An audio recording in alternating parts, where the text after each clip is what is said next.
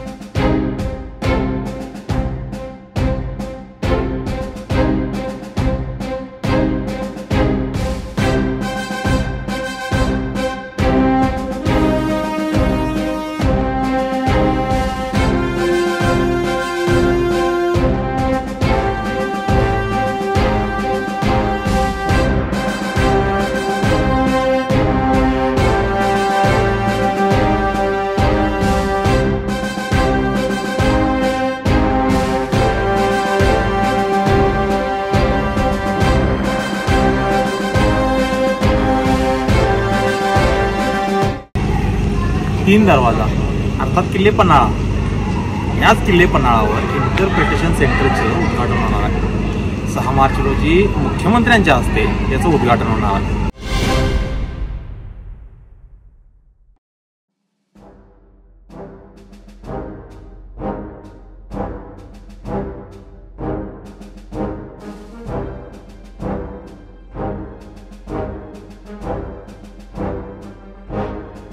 काय आहे सेंटरचं या महत्व?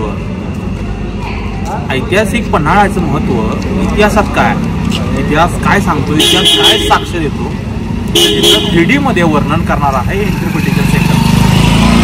याचं उद्घाटन मुख्यमंत्र्यांच्या हस्ते होते. अर्थात येणाऱ्या पिढ्यांना या इतिहासाचं महत्व सांगावं, या पन्हाळ्याचं महत्व सांगावं, हे महत्वाचं काम हे इंटरप्रिटेशन सेंटर करणार आहे.